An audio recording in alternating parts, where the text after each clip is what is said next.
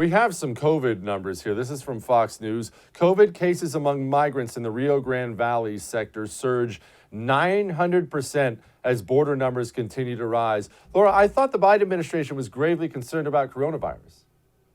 Yes, the Biden administration has been completely inconsistent when it comes to COVID. Inside the U.S., they continue to demand that people wear masks and are encouraging door-to-door vaccine visits to your home.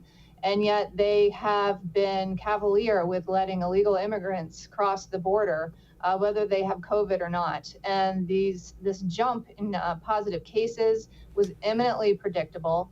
And it has caused the Biden administration to put the brakes on because they were ready to lift what's called Title 42 authority, which is from the CDC, and it tells Customs and Border Protection agents you can turn people back for public health safety. And the administration has been using that in particular for single adults. But the left has really viewed that as an obstacle to getting even more illegal aliens into the country. And so the administration was about to lift Title 42, but now with this jump in cases, they've had to slow that down. Lora, how bad is it right now at the border? Lay it out for us exactly how bad it is. Well, the Customs and Border Protection, they're completely overwhelmed. They're doing the best that they can, but the direction from the top is to let these people in, and they are. And American taxpayer money is being spent to transport these illegal aliens all over the country. The June numbers, which finally just came out on Friday, are even worse than they've been. 189,000 illegal immigrants encountered in the month of June, bringing the year total to over 1.1 million. And the most egregious subset of this is the unaccompanied alien children, which was over 15,000 in June for a total of over 95,000 in the year. And the left has been building an illegal immigration system on the backs of children. They are encouraging children to come in unaccompanied. Secretary Mayorkas says it repeatedly that if unaccompanied children come to our border, they will not be turned away. It's incentivizing parents to send more children into the arms of traffickers and smugglers who have no regard for life.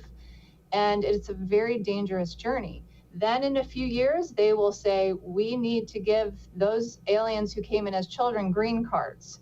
And so from start to finish, it's a very perverse system, and the left really needs to be called out for it.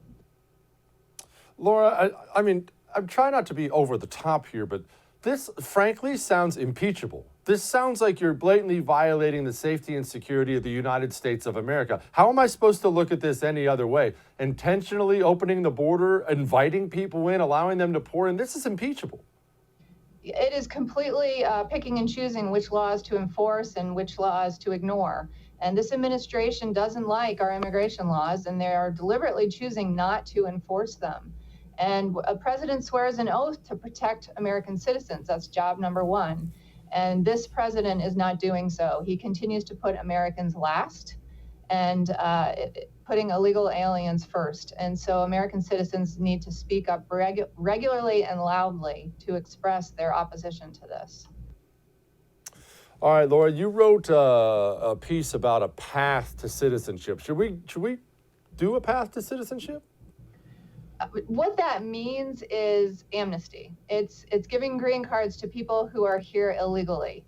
And no, Congress should not pass an amnesty because it just encourages more illegal immigration. We're literally seeing it play out every day at the border right now as members of Congress and the president talk about passing amnesty. And so it's bad policy. It just continues more illegal immigration, and then we never get out of this cycle. And I guarantee you the 95,000 unaccompanied alien children who have come in just this year, in a few years, the left are going to say, we need to amnesty them too. It never stops. Lora, what's DACA for people who forgot?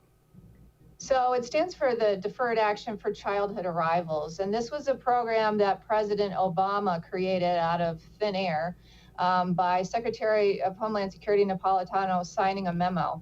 And they did that because Congress has been unable to pass an amnesty bill through Congress. They can't get 60 votes in the Senate. And that's a good thing. And so President Obama said, fine, we're just going to do it ourselves, completely ignoring separation of powers in the Constitution. and created a program where people who came in by the age of 16 could stay here in the U.S. and work.